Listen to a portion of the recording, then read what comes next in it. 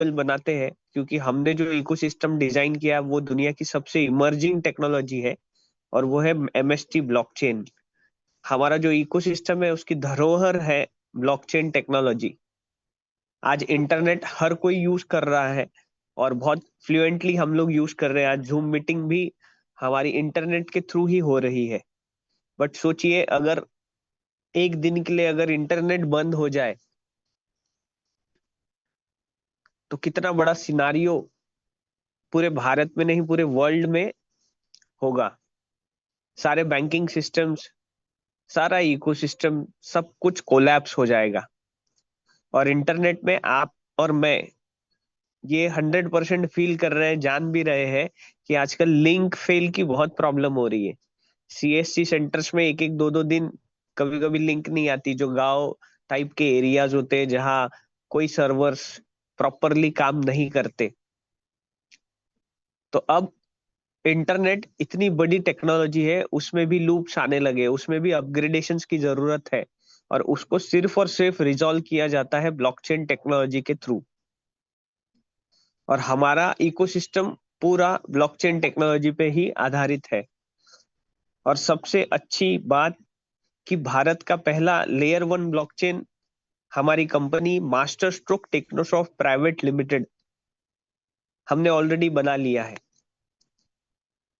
Your path to a decentralize future,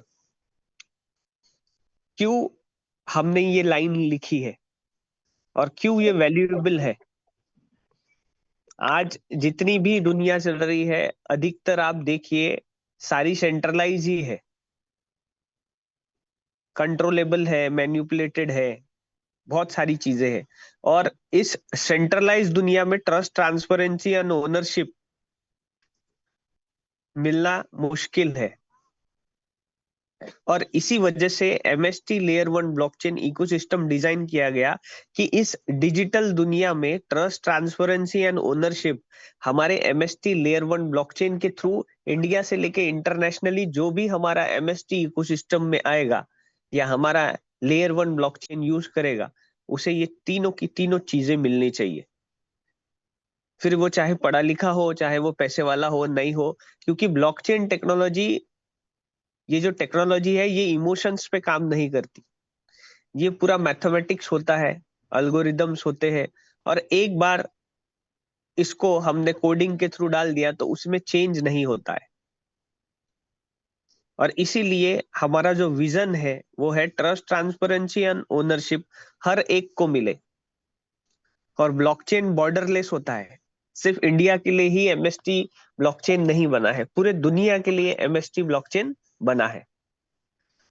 और आप हमेशा देखिए, प्रॉब्लम सॉल्विंग जो भी सॉल्यूशंस होते हैं या सर्विसेज होती है, उनकी हमेशा डिमांड होती है।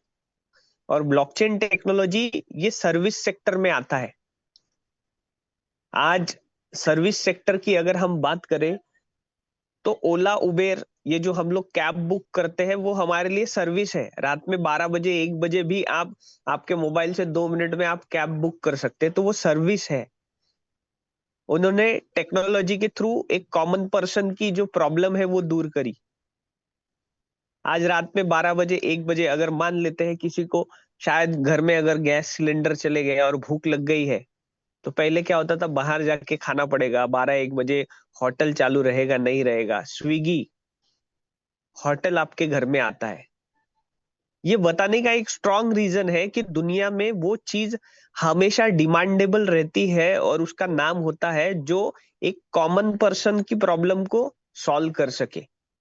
और आज हर एक को ट्रस्ट, ट्रांसपेरेंसी और ओनरशिप का प्रॉब्लम है, जिसमें मैं भी इंक्लूड हूं, आप भी इंक्लूड है। और वो सिर्फ और सिर्फ ब्लॉकचेन टेक्नोलॉजी के थ्रू ही रिजॉल्व हो सकता है, और हो रहा है।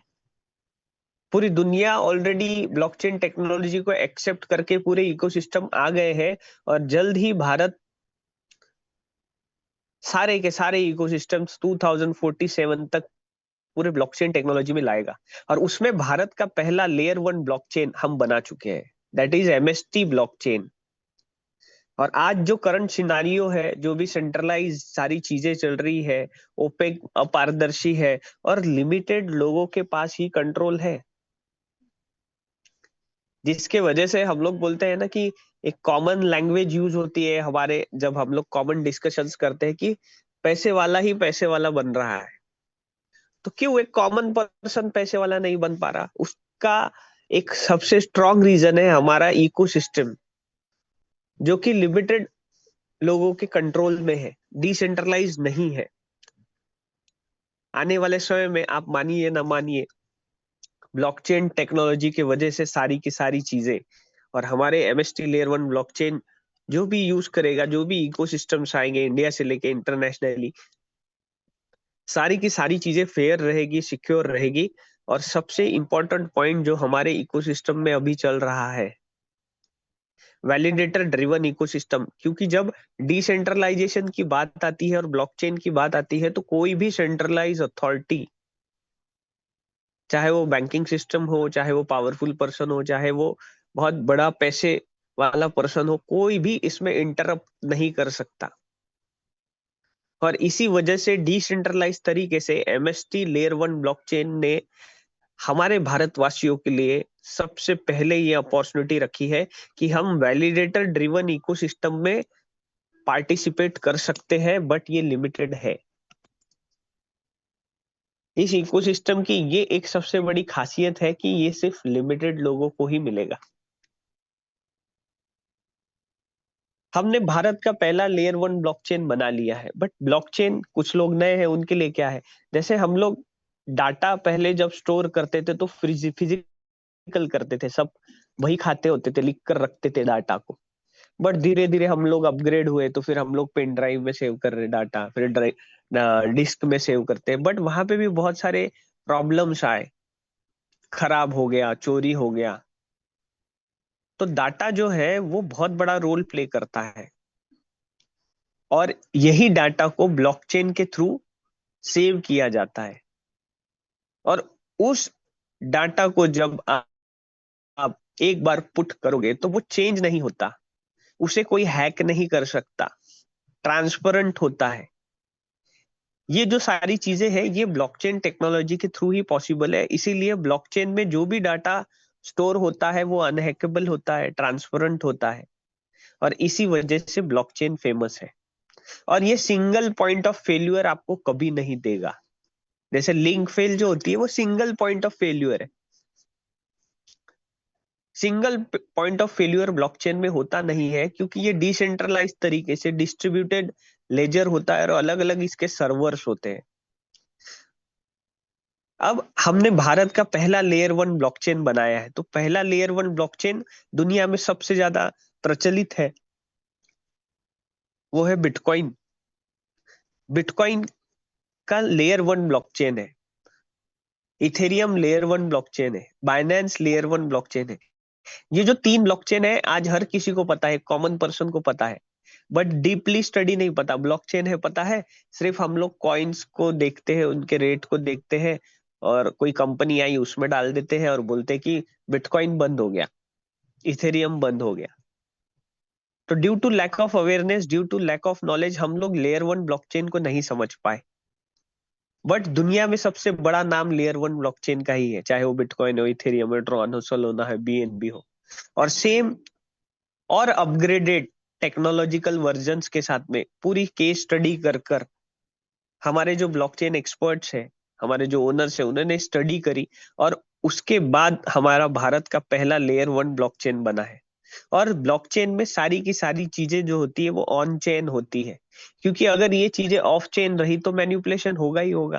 क्योंकि जो चीज दिख ही नहीं रही है उसको हम कैसे बोलेंगे कि ये सही में सही है? तो ऑन चेन होने के कारण सारी चीजें, जो भी ट्रांजेक्शन्स है वो ट्रांसपेरेंट तरीके से हम वेरीफाइड कर सकते हैं हमारे लेयर 1 ब्लॉकचेन में।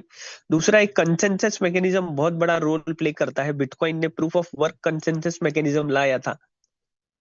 बहुत सारे कंप्यूटेशनल पावर लगता है, पजल सॉल्व करने पड़ते हैं, और ये होने के बाद ही डिसेंट्रलाइज तरीके से माइनर ट्रांजेक्शन्स को वेरीफाइड करते हैं।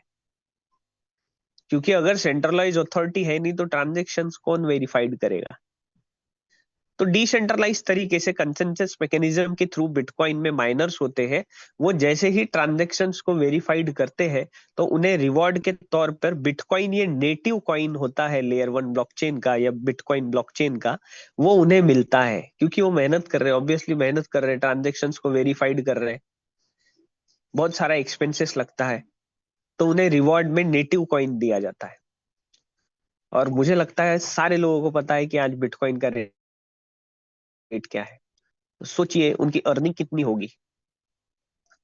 और माइनर को रोज बिटकॉइन मिलता है, उसे खरीदने की जरूरत नहीं पड़ती है, सिर्फ यूजर को खरीदने की जरूरत पड़ती है, बट माइनर्स कभी नहीं खरीदते। उन्हें ट्रांजेक्शन्स जब वो वेरीफाइड करते हैं उन्हें नेटिव कॉइन मिलता है। सेम उसके बाद में प्रूफ ऑफ स्टेक अथॉरिटी आई इथेरियम ब्लॉकचेन पे। आज 32 इथेरियम हम स्टेक कर कर इथेरियम ब्लॉकचेन में नोड वैलिडेटर बन सकते हैं। अगर हमारे थ्रू ट्रांजेक्शन्स वेरीफाइड हो गए तो हमें इथेरियम, ये नेटिव कॉइन मिलता है। तो यहाँ पे एक डिफरेंस क्या है यूजर और नोड वैलिडेटर का। यूजर को खरीदना पड़ता है, माइनर्स या नोड वैलिडेटर्स को डेली नेटिव कॉइन्स मिलते हैं।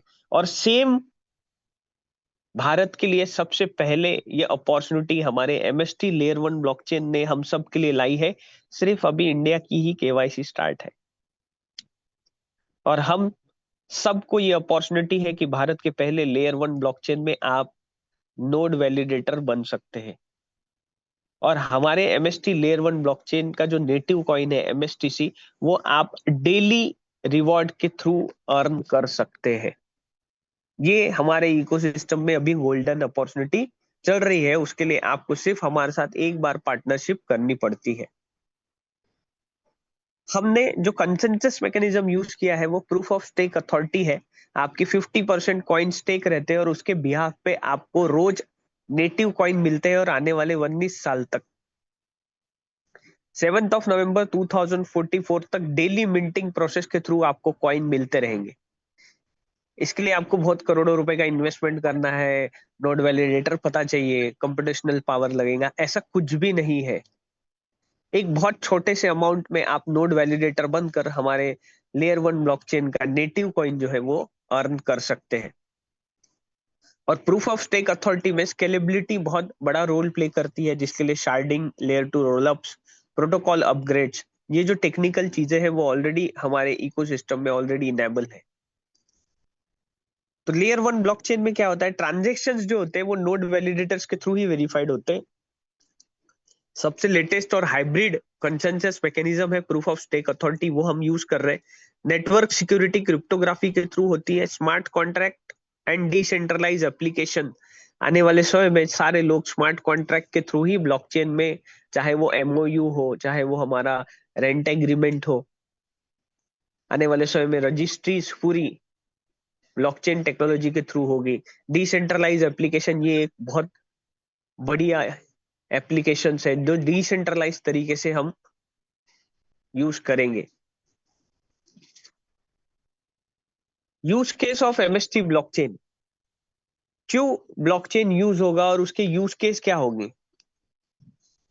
जैसे मैंने थोड़ी देर पहले कहा कि सर्विस सेक्टर होता है, उसमें जो कॉमन पर्सन की नीड जो है उसको समझ कर रिजॉल्व करता है, सॉल्व करता है, उसकी हमेशा डिमांड होती है।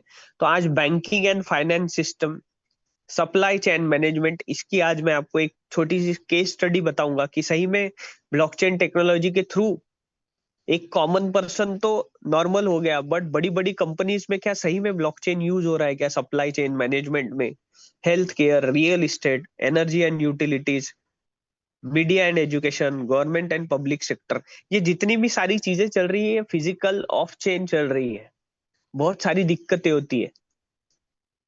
ये सारी की सारी चीजें धीरे धीरे कर कर ब्लॉकचेन टेक्नोलॉजी में आ ही जाएगी, क्योंकि अब जरूरत नहीं, अब मजबूरी हो चुकी है। जैसे आज 4G 5G हमारा मोबाइल जो है, हमको जूम चलाना है तो हम लोग नोकिया का छोटा सा फोन लेके बिल्कुल नहीं जूम चला सकते। ये टेक्नोलॉजिकल अपग्रेड्स है जो कि हर कॉमन पर्सन ने एक्सेप्ट की है, चाहे वो उसकी जरूरत हो या मजबूरी हो। मैं तो मजबूरी ही बोलूंगा, आज मेरी भी मजबूरी है कि जूम लेना है तो मेरे पास एंड्रॉइड फोन चाहिए। वैसे सेम ब्लॉकचेन टेक्नोलॉजी आने वाले समय में यूज केस में आएगी ही आएगी। और सारा जो इकोसिस्टम, ये जो मैं आपको यूज केसेस बता रहा हूँ, ये धीरे धीरे कर कर ब्लॉकचेन टेक्नोलॉजी के थ्रू ही सब आ जाएगा। और इसी वजह से हमारे एमएसटी लेयर 1 ब्लॉकचेन इकोसिस्टम को ऐसा डिजाइन किया गया कि भारत के हर पर्सन, एक कॉमन पर्सन भी, ये जितनी भी सारी यूज केसेस है, चाहे वो रियल एस्टेट में हो, हेल्थ केयर में हो, एनर्जी यूटिलिटीज हो, मीडिया में हो, फाइनेंस एंड बैंकिंग में हो, गवर्नमेंट एंड पब्लिक सेक्टर में हो, गवर्नमेंट से लेके एक कॉमन पर्सन भी हमारे एमएसटी इकोसिस्टम को यूज कर सके, ऐसा ही सरल प्रोटोकॉल हमने डिजाइन किया है। और इसी वजह से real world utility plus decentralize trust, ये एमएसटी ब्लॉकचेन इकोसिस्टम आने वाले समय में रिप्रेजेंट करेगा। अब ब्लॉकचेन में नोड्स के ऊपर सारी चीजें चलती है। नोड्स के ऊपर जैसे 42 नोड्स है, जिसमें पहले 3 नोड्स कंपनी ने stability, protocol upgrades and core governance के लिए रखे हुए हैं, क्योंकि टेक्नोलॉजिकल अपग्रेड हमारे ब्लॉकचेन एक्सपर्ट्स को जब भी जरूरत पड़ी उसको हम यूज कर सकते हैं। मेरे को होस्ट सिर्फ ध्यान दीजिएगा।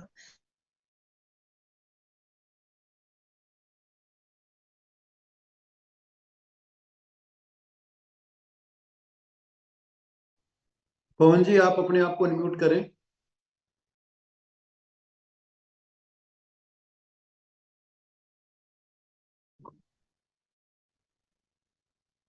अभी मेरी आवाज क्लियर है?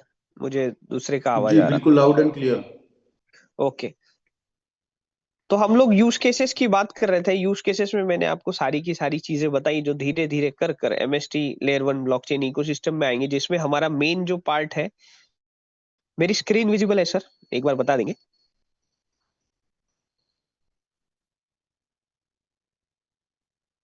पुनीत जी, मेरी स्क्रीन विजिबल है? ओके जी बिल्कुल क्लियर है। Okay okay okay. 3 नोड्स है बचे। जो 39 नोड्स है वो डिसेंट्रलाइज तरीके से इंडिया की केवाईसी स्टार्ट है। इंडिया के लोग आज हमारे एमएसटी लेयर 1 ब्लॉकचेन में नोड वैलिडेटर बनकर आने वाले 19 ईयर्स तक एमएसटीसी नेटिव कॉइन इकट्ठा कर सकते हैं। एक नोड को 70,000 पार्ट्स में डिवाइड किया गया, यूनिट्स में डिवाइड किया गया, ताकि एक कॉमन पर्सन तक हमारा नोड वैलिडेटर प्रोग्राम अगर जाता है तो वो बहुत कम पैसे में भी हमारे इकोसिस्टम में नोड वैलिडेटर बनकर नेटिव कॉइन को इकट्ठा कर सकता है, जो भारत का पहला लेयर 1 ब्लॉकचेन का नेटिव कॉइन है। और जब भी आप केस स्टडी करेंगे bitcoin, ethereum, tron, solana, BNB, ये जो नेटिव कॉइन्स होते हैं, इनकी जो ग्रोथ होती है वो एक्सपोनेंशियल ग्रोथ होती है। वैसे ही सेम धीरे धीरे हमारे इकोसिस्टम में धीरे धीरे हमारे एमएसटीसी नेटिव कॉइन्स जो आपको डेली मिल रहे हैं, उसकी कॉइन धीरे धीरे बढ़ेगी। और हमेशा कहता हूँ, एमएसटी लेयर 1 ब्लॉकचेन ये एक मैराथन की तरह रिप्रेजेंट होगा आने वाले समय में। सबको अच्छा इनकम मिलेगा। ये स्प्रिंट नहीं है कि आज आपने ले लिया और कल बेच दिया, ऐसा नहीं है।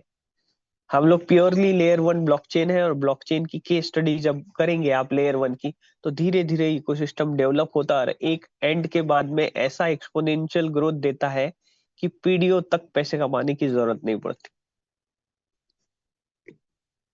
हमने आईडीओ जो स्टार्ट किया था, इनिशियल डेक्स ऑफरिंग, वो 7 नवंबर 2024 से स्टार्ट किया था, जिसमें आप मिनिमम एक फ्रैक्शन लेकर हमारे इकोसिस्टम में आ सकते हैं, जिसमें 1000 प्लस 18% जीएसटी के साथ में 7 नवंबर 2024 को नोड वैलिडेटर बनने की प्रक्रिया स्टार्ट करी गई थी। सिर्फ 1180 रुपए में एक फ्रैक्शन मिल रहा था, बट उसका इंपॉर्टेंस इतना बड़ा था कि daily 20 native coins per day मिलते थे। और हमारे इकोसिस्टम में आप ध्यान में रखिए, हर दिन डेली आपको मिंटिंग प्रोसेस के थ्रू हमारे नेटिव कॉइन मिलेंगे। किनको मिलेंगे? नोड वैलिडेटर को ही मिलेंगे। अब इकोसिस्टम ऐसा डिजाइंड है, एल्गोरिदम ऐसा डिजाइंड है कि जैसे जैसे पर फ्रैक्शन बाइंग होगी इंडिया में, जैसे जैसे बाय करेंगे वैसे वैसे रेट इंक्रीज होगा। और आज more than 63,000 plus node validators है इंडिया में, जिन्होंने 2,60,000 के ऊपर ऑलरेडी फ्रैक्शंस बाय कर लिए हैं। और आज जो प्राइसिंग है पर फ्रैक्शन, वो 2320 के ऊपर चली गई है, जिसमें 18% जीएसटी इंक्लूड है। 1180 का fraction 20 coin per day meal रहा था, आज 2320 रुपए हो गया है, और अब सिर्फ कॉइन मिल रहे हैं 10.29। प्राइस जो है वो फ्रैक्शन बाइंग की हर दिन नहीं, अब तो हर मिनट में बढ़ रही है, क्योंकि आज जूम मीटिंग में कई लोग हैं, कहीं फिजिकल मीटिंग हो रही है, कहीं टेक्निकल सेशंस हो रहे हैं। ऑल ओवर इंडिया में एमएसटी लेयर 1 ब्लॉकचेन में नोड वैलिडेटर की प्रक्रिया जो है, इकोसिस्टम है, वो हर जगह स्टार्ट है। और धीरे धीरे करके यही फ्रैक्शन आने वाले समय में, जिनको बाद में पता चला, जो बाद में समझे, समझ के भी नहीं समझ पाए, तो फिर फ्रैक्शन बाइंग कर सकते हैं, बट लिमिटेड है, बट उनको प्राइस ज्यादा देनी पड़ेगी। और कॉइन डिक्रीजिंग लेवल में आते रहेंगे, ऐसे ये पूरे स्टेजेस है, first, second, third, fourth, fifth, sixth. और सिक्स स्टेज में ये जो 10,000 प्लस 18% जीएसटी है, उससे ज्यादा, उससे डबल अभी आपको देना पड़ेगा, क्योंकि इकोसिस्टम में बहुत बड़ा अपग्रेड आ चुका है। पहले जो 42 नोड्स थे, वो अब सिर्फ और सिर्फ 21 नोड्स के थ्रू ही, 21 नोड्स जो भी नोड वैलिडेटर बनेंगे, उनके थ्रू ही हमारा जो टोकनॉमिक्स है, 840 करोड़ का जो सप्लाई है, आने वाले 20 ईयर्स में उन्हीं के थ्रू, मिंटिंग प्रोसेस के थ्रू कॉइन्स बाहर आएंगे। तो अभी आपके पास में बहुत लिमिटेड समय है, सिर्फ 21 नोड के थ्रू ही ये कॉइन्स बाहर आएंगे। और ये 21 नोड जिस तरीके से इकोसिस्टम डेवलप हो रहा है, चल रहा है, 3 से 4 महीने बहुत मैक्सिमम हो गए, उसके अंदर ये नोड सेलिंग जो है, जो अपॉर्चुनिटी है, वो क्लोज हो जाएगी। और जिन लोगों के पास में ये फ्रैक्शंस होंगे, उन्हीं को 7 नवंबर 2044 तक डिक्रीजिंग लेवल में कॉइन आएंगे। और 135 करोड़ लोगों में शायद ये 1 लाख या 1 से 1.25 लाख लोग होंगे, जो लोग पूरे फ्रैक्शंस होल्ड करेंगे, क्योंकि आज 63,000 लोगों ने मिलकर 2,30,000 के ऊपर फ्रैक्शंस बाय की है। किसी ने 1 किया है, किसी ने 2 किया है, किसी ने 10 किया है, किसी ने 1,000 किया है, किसी ने 2-2 हजार किए हैं। तो आप समझ सकते हैं कि ये इकोसिस्टम में कितनी बड़ी स्कैरिसिटी कमतरता है। इसी तक तो ये नोड वैलिडेशन जा भी नहीं पाएगा, और सब node validation fraction sold out हो जाएंगे। तो ये एक अपॉर्चुनिटी है हमारे लिए, कि हम आज इस अपॉर्चुनिटी का फायदा उठाकर जितने ज्यादा हो सकते हैं, उतने ज्यादा नेटिव कॉइन्स, ज्यादा से ज्यादा फ्रैक्शन बाय कर कर ले सकते हैं। क्योंकि आज जो प्राइस है वो बहुत कम है, और आने वाले समय में ये जो सिक्स स्टेज मैंने बताया, जहां पे 10,000 है, वहां पे 20,000 प्लस 18% जीएसटी से फ्रैक्शन बाइंग होगी, और कॉइन 3 से 3.5 कॉइन नियर अबाउट आपको मिलेंगे। तो ये इकोसिस्टम में बहुत अच्छा समय है, जिसके वजह से आपको ये अपॉर्चुनिटी मिल रही है। अब जो ब्लॉक टाइमिंग है, जैसे बिटकॉइन का जो ब्लॉक टाइमिंग है, वो 10 मिनट का है, और हमारे 3 सेकेंड है। 3 सेकेंड में 200 एमएसटीसी जो नेटिव कॉइन है, वो मिल रहे हैं। इसमें ये अच्छी बात है कि हमारे पास वो अपॉर्चुनिटी है कि हम लोग ज्यादा फ्रैक्शन बाय कर ज्यादा कॉइन्स इकट्ठा कर सकते हैं। बट हॉल्विंग एक इतनी बड़ी चीज होती है इकोसिस्टम में, जो 50% जो सप्लाई है उसको रिड्यूस कर देती है। बिटकॉइन की हॉल्विंग हर 4 साल में होती है, हमारे एमएसटी लेयर 1 ब्लॉकचेन में हॉल्विंग हर 2 साल में है। आज जो 3 सेकंड में 200 एमएसटीसी कॉइन मिंट हो रहे हैं, वही 3 सेकंड में सिर्फ और सिर्फ 100 एमएसटीसी कॉइन मिंट होंगे। ऐसे हमारे एमएसटी लेयर 1 ब्लॉकचेन में 20 सालों में 10 हॉल्विंग हो जाएगी। और पहले ही हॉल्विंग इस साल में जो होने वाली है, आप देखेंगे एमएसटीसी नेटिव कॉइन का रेट क्या रहेगा। और एक पॉइंट हमारे टोकोनॉमिक्स में ये ध्यान में रखना है कि ये जो 840 करोड़ समथिंग का जो सप्लाई है, वो 50% जो सप्लाई है, 420 करोड़ जो नेटिव कॉइन्स बाहर आएंगे, वो 2 साल में बाहर आएंगे, जिसमें 1 साल ऑलरेडी हो चुका है और 1 साल ही बाकी है। और बचा हुआ जो 50% सप्लाई है, उन्हें आने के लिए 18 ईयर्स लगेंगे। कितना बड़ा ह्यूज डिफरेंस है। 50% सप्लाई 2 साल में बाहर आएगा और बाकी जो 50% का सप्लाई है नेटिव कॉइन का, उसे आने के लिए 18 ईयर्स लगेंगे। तो यहाँ पे हमें ये ध्यान में रखना है कि ज्यादा फ्रैक्शन बाइंग कर सकते हैं तो कर कर ज्यादा नेटिव कॉइन इकट्ठा कर सकते हैं। तो ये इकोसिस्टम में 2 पॉइंट, हॉल्विंग और टोकोनॉमिक्स। 50-50% जो सप्लाई है, 2 साल और 18 साल, ये ध्यान में रखकर हमें डिसीजन लेना है। फ्रैक्शन बाइंग करनी है, कॉइन्स को होल्ड करना है। एमएसटीसी नेटिव कॉइन कहाँ कहाँ यूज होगा? सबसे पहले तो ब्लॉकचेन में विदाउट नेटिव कॉइन्स कोई भी ट्रांजेक्शन नहीं होते। उसे गैस फीस बोला जाता है। जैसे हमेशा मैं एग्जांपल देता हूँ, अगर आपके पास गाड़ी है, विदाउट पेट्रोल आप गाड़ी ना चला पाएंगे ना कुछ कर पाएंगे, चाहे वो पेट्रोल हो या डीजल की गाड़ी हो। विदाउट पेट्रोल डीजल आपकी गाड़ी व्यर्थ है, खराब हो जाएगी, चलेगी ही नहीं। सेम वैसे ही लेयर वन ब्लॉकचेन में जो नेटिव कॉइन्स होते हैं, उनके बिना इकोसिस्टम रन ही नहीं करता, एक भी ट्रांजेक्शन नहीं होता। तो जो आपको नोड वैलिडेटर को रोज नेटिव कॉइन्स जो मिल रहे हैं, वो ट्रांजेक्शन फीस के लिए यूज होंगे और नोड वैलिडेटर हर कोई नहीं बन पाएगा। तो उन्हें जब नेटिव कॉइन लगेंगे तो कहाँ से लेंगे? वो आपके मेरे थ्रू एक्सचेंजेस में, जो हमारे थ्रू एक्सचेंजेस में आएंगे, उन्हीं के थ्रू लेंगे। Staking and network security, governance, voting right, validators and developer incentives, medium of exchange, micro transactions, collateral in DeFi, decentralized finance। उसका भी मैं आज एक आपको छोटा सा एग्जांपल दूंगा, क्यों ये चीजें इंपॉर्टेंट है और ब्लॉकचेन की वजह से पॉसिबल है। लॉयल्टी एंड रिवॉर्ड प्रोग्राम्स, इन सब के लिए एमएसटीसी नेटिव कॉइन यूज होगा। इसीलिए वजह से MSTC is the heartbeat of MST blockchain, driving security, governance, payment and adoption across industries. Bharat ही नहीं, बाहर देश के लोग भी हमारे एमएसटी लेयर वन ब्लॉकचेन या नेटिव कॉइन को यूज करेंगे। तो एमएसटी ब्लॉकचेन क्या रिप्रेजेंट करता है? It is the foundation of trust, transparency and ownership. Validators को बैकबोन क्यों बोला जाता है? क्योंकि आपके मेरे थ्रू ही कॉइन्स मिंटिंग प्रोसेस के थ्रू आने वाले समय में बाहर आएंगे। हमारे थ्रू ही 50% जो कॉइन स्टेक हो रहे हैं, उसमें सिक्योरिटी मेंटेन हो रही है, स्केलेबिलिटी मेंटेन हो रही है। और डिसेंट्रलाइजेशन क्यों बोला गया है? क्योंकि हर कोई यहाँ पे नोड वैलिडेटर अलग अलग जगह से है, कोई सेंट्रलाइज अथॉरिटी बीच में नहीं है। डिसेंट्रलाइज तरीके से हम ही इकोसिस्टम में एक बड़ा रोल प्ले कर रहे हैं।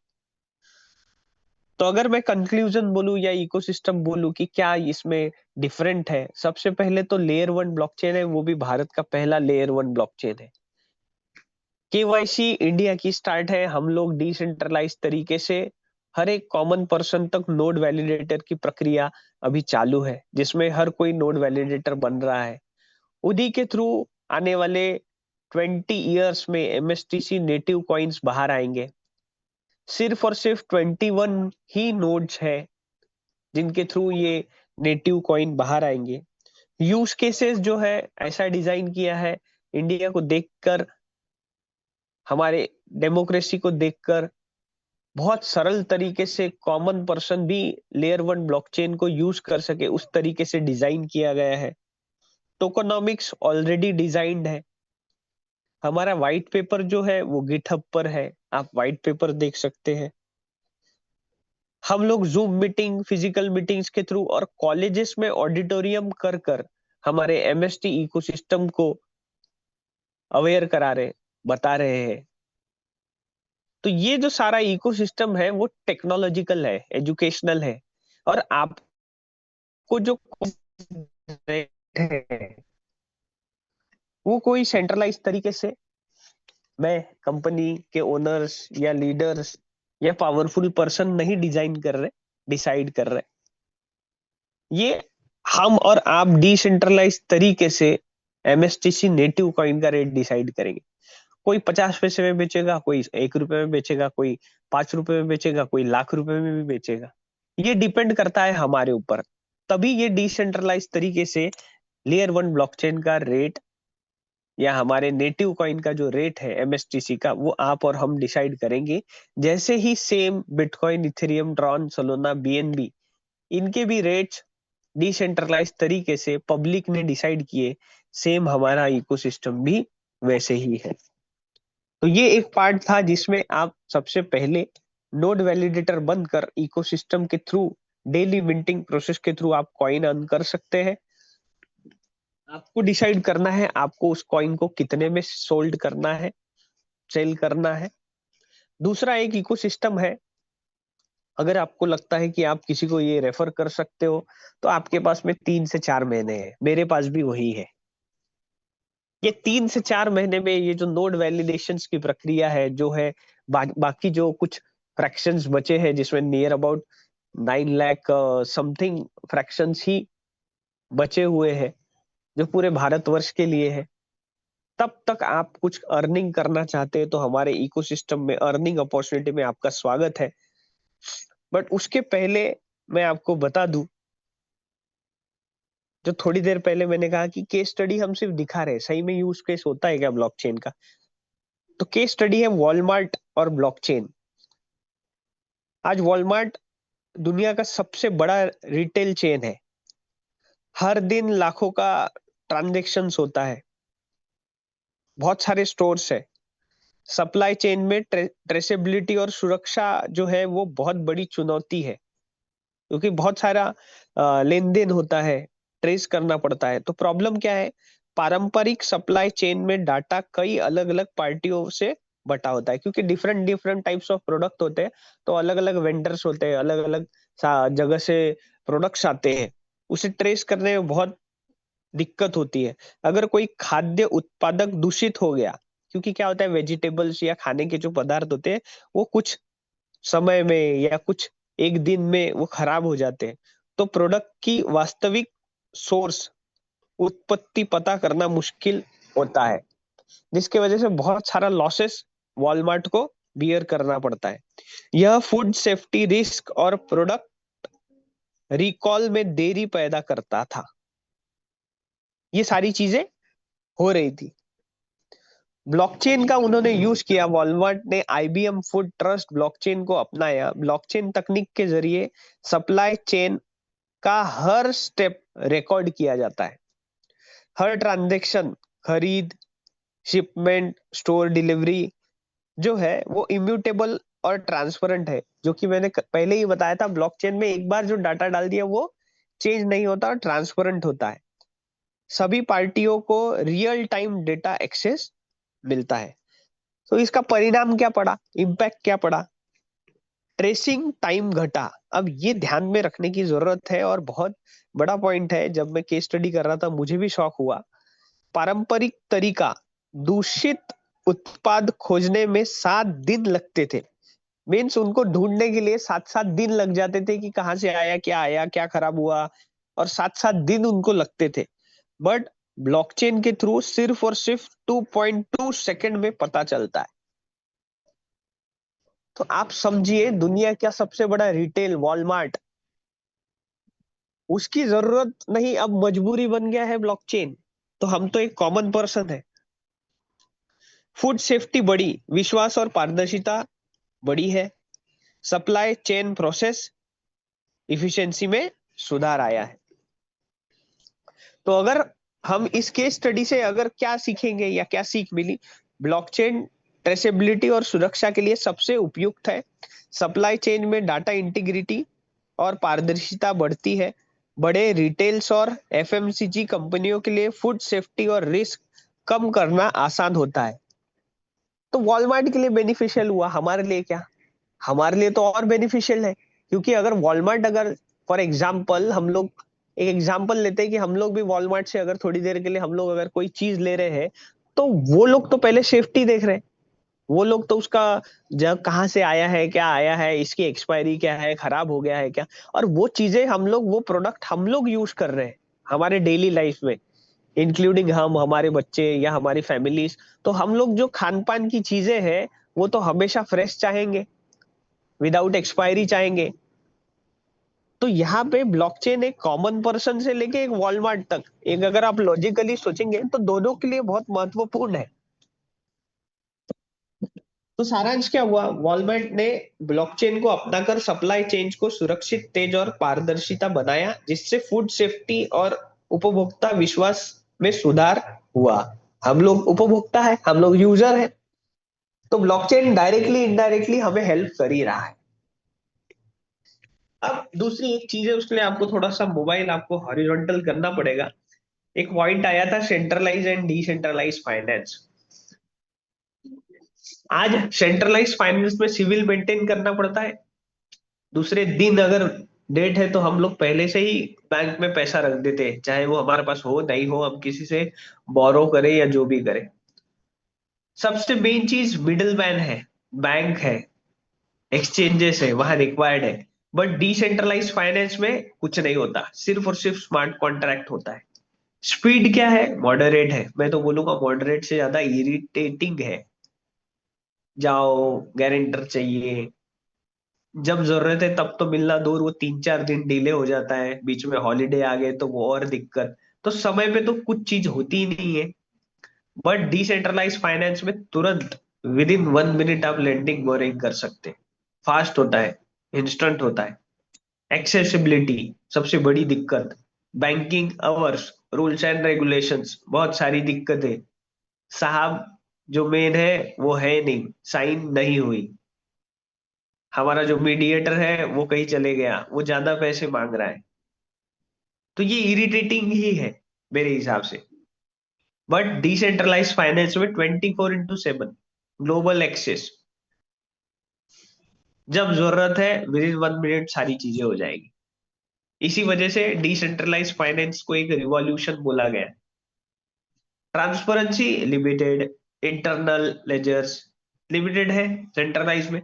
यहाँ पे पब्लिक ब्लॉकचेन लेजर पे सारी चीजें रहेगी।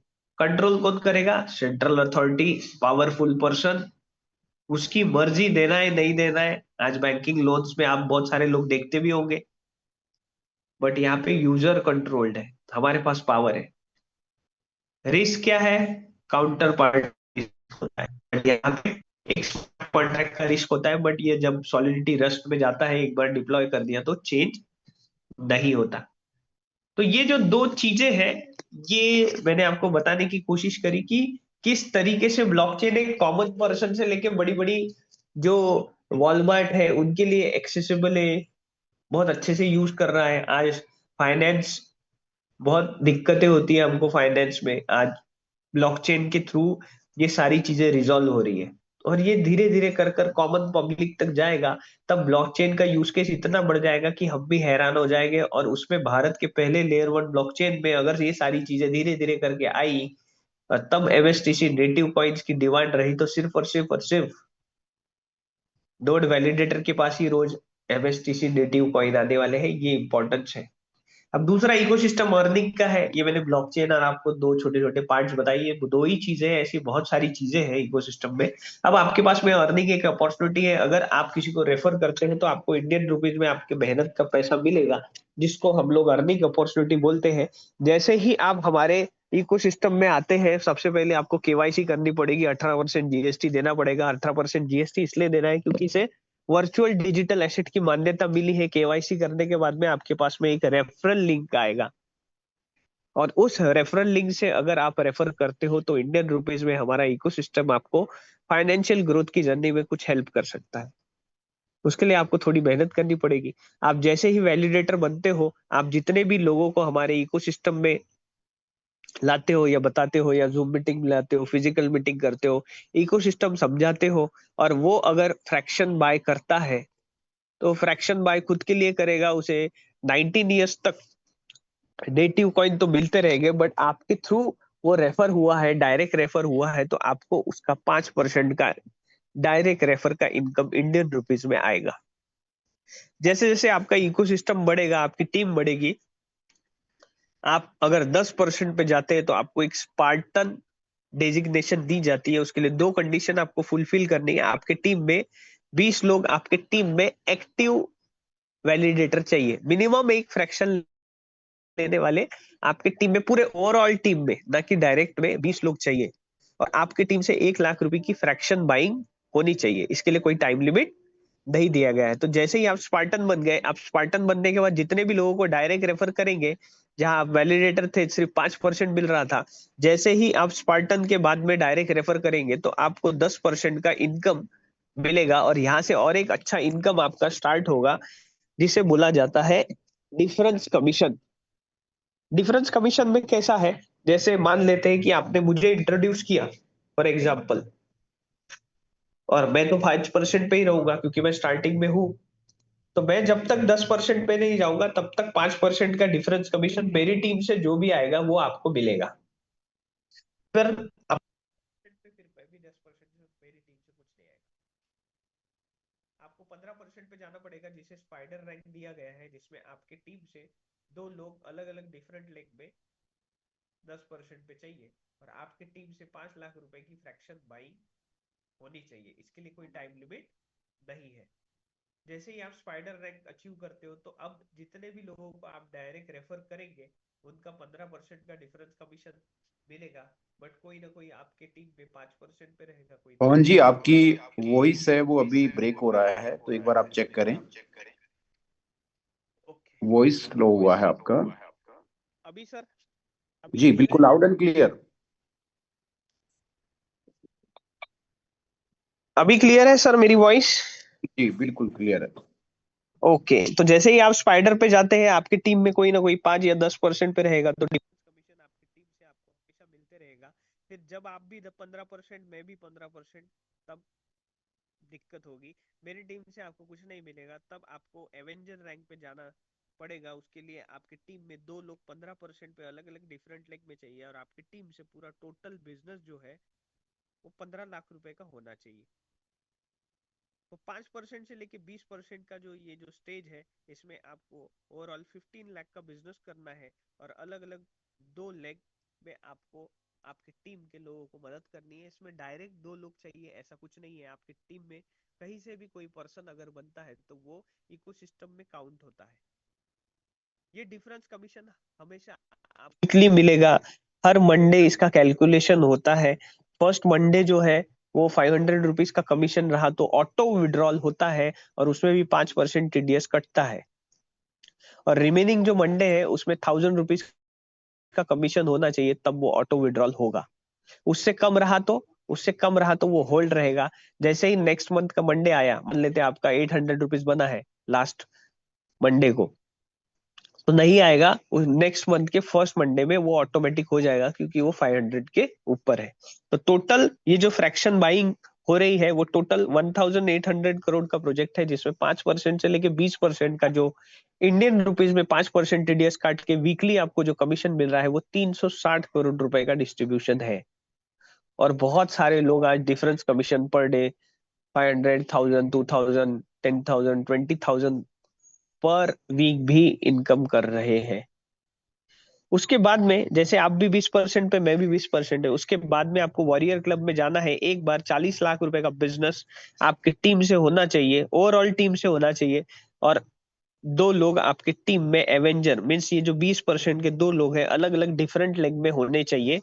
जैसे ही आपने दोनों कंडीशन मीटअप कर ली, आप वॉरियर क्लब में आपकी एंट्री हुई है। सिर्फ एंट्री होने के बाद में अगर आपकी टीम से 5 लाख रुपए का बिजनेस मेंटेन होता है, तो आज 50,000 रुपए पर मंथ का इनकम आज वॉरियर क्लब में बहुत सारे लोग हमारे इकोसिस्टम में एक साल में ले रहे हैं।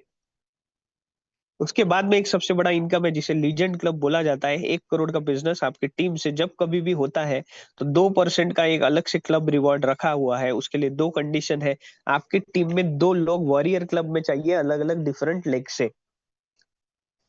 और 1 करोड़ का बिजनेस जैसे ही मैच, ये दोनों कंडीशन हो गई, तब आप एंट्री करेंगे लीजेंड क्लब में। और ये दोनों वॉरियर क्लब का बिजनेस छोड़कर 5 लाख रुपए का बिजनेस आपकी टीम से अगर मेंटेन होता है तो आज 4 लाख रुपए का पर मंथ का इनकम एमएसटी ब्लॉकचेन इकोसिस्टम में 4 से 5 लोग हमारे इकोसिस्टम में ले रहे हैं सिर्फ और सिर्फ 1 साल में, इंडियन रुपीज में 5% टीडीएस कट कर ये मंथली आता है। तो ओवरऑल अगर मैं बात करूं तो 1% प्लस 2% 1800 करोड़ का 3% होता है 54 करोड़, और 360 करोड़ डिफरेंस कमीशन। 414 करोड़ का जो इनकम है वो आने वाले 3 से 4 महीने में जो लोग अर्निंग करेंगे उनकी फाइनेंशियल ग्रोथ की जर्नी में एमएसटी इकोसिस्टम इंडियन रुपीज में लीगल तरीके से बहुत बड़ा ग्रोथ लाएगा। तो ये दोनों इकोसिस्टम अलग अलग है। कॉइन का इकोसिस्टम अलग है, आपको नेटिव कॉइन्स हमेशा मिलते पवन जी, रहेंगे। आपका वॉइस अभी क्लियर नहीं आ रहा है, थोड़ा सा वॉल्यूम चेक करें। ओके सर, अभी क्लियर है? मैं थोड़ा जगह चेंज जी कर दिया मैंने। जी जी।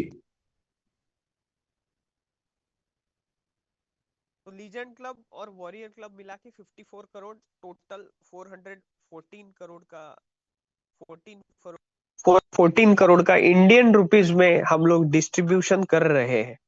तो लास्ट फाइनल अभी कुछ इकोसिस्टम के मेन पॉइंट। सबसे पहले ब्लॉकचेन टेक्नोलॉजी की डेमोक्रेसी को रिप्रेजेंट करती है, to the people by the people, क्योंकि डिसेंट्रलाइज तरीके से जो हम लोगों को ट्रस्ट, ट्रांसपेरेंसी एंड ओनरशिप चाहिए है वो यहाँ मिल रही है। हम लोगों ने 25 दिसंबर 2025 को ब्रिज की वेब 3 इंटीग्रेटेड वैलेट ऑलरेडी बनाया है। प्ले स्टोर पर जाकर आप जरूर हमारे ब्रिज की वैलेट को डाउनलोड करिए, जैसे ट्रस्ट वैलेट टोकन पैकेट होता है। जल्दी हम लोग भारत कॉइन एक्स को लाने जा रहे हैं जो FIUIND सर्टिफिकेट के साथ में होगा। इंडियन रुपीज में आप crypto currencies, even MSTC native जो हमारा कॉइन है वहां पे आप ट्रेड होते हुए देखेंगे, और ये सब इंडियन रुपीज में होगा। वन बाय वन आज बिटकॉइन के सामने retail, tech, economics, media, banking, military, celebrities आज कहीं ना कहीं वो हो चुके हैं, नींद डाल चुके हैं, क्योंकि वो टेक्नोलॉजी है और लेयर 1 ब्लॉकचेन है, नेटिव कॉइन है उसका। सेम वैसे ही भारत के पहले लेयर 1 ब्लॉकचेन में आप नोड वैलिडेटर बन रहे हैं। ये आपके लिए बेस्ट अपॉर्चुनिटी है, क्योंकि नोड वैलिडेटर को ईच एंड एवरी डे 7 नवंबर 2044 तक नेटिव कॉइन मिलेंगे।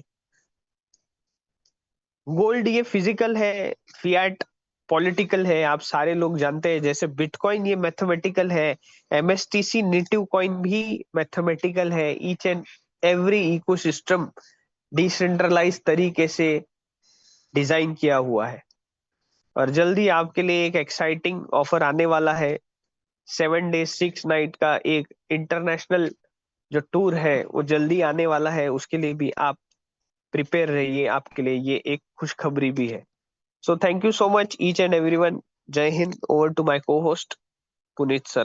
Thank you Pawan ji. और जैसा कि आपने आज की इस जूम सेशन में अंतिम क्षण में हम सभी को और पूरी कम्युनिटी को बताया कि इंटरनेशनल ट्रिप तो साथियों बहुत ही शानदार इंटरनेशनल ट्रिप होगा ये, और इसका अनाउंसमेंट बहुत जल्द आपके बीच आने वाला है। और इसमें इंटायर हमारी कम्युनिटी, हमारे सभी लीडर्स इसमें अपने जो ताकत है वो झोंकें और इस टूर को जरूर अचीव करें, क्योंकि ये है एक एजुकेशनल ट्रिप तो हमारे होते ही है, लेकिन यहाँ पे पूरा फन और एंजॉयमेंट होगा। जैसा कि प्रमोद बोराटी सर ने वहां पे हमारे को गोवा ट्रिप पे बताया था, तो बहुत ही यादगार और सुनहरा हमारे लिए होने वाला है साथियों। और मैंने चैट बॉक्स में लिंक भेजा है जिसमें जिन भी साथियों को वैलेट से लेकर के, अगर वैलेट चेंज को लेकर के कोई प्रॉब्लम आ रहा है, अगर कॉइन को लेकर के कोई प्रॉब्लम आ रहा है, या किसी के कॉइन वहां पे शो नहीं कर रहे हैं, इन चीजों को लेकर के अगर किसी भी प्रकार का क्वेश्चन, क्वेरी कुछ भी हो, तो आप इस लिंक पे जाएं और वहां पे अपना क्वेश्चन है वो पुटअप करें। आपको हमारी टेक्निकल टीम की तरफ से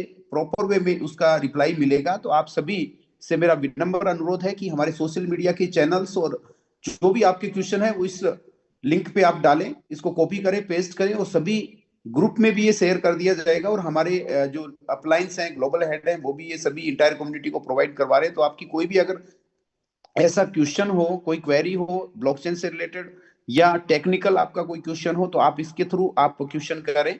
ग्रुप में शेयर करने की बजाय आप यहाँ पे टेक्निकल टीम के पास इसको भेजें और आपको प्रॉपर वे में रिप्लाई मिलेगा। तो साथियों मिलते हैं मॉर्निंग सेशन में सुबह 8 बजे, और तब तक के लिए शुभ रात्रि। जय हिंद, जय भारत।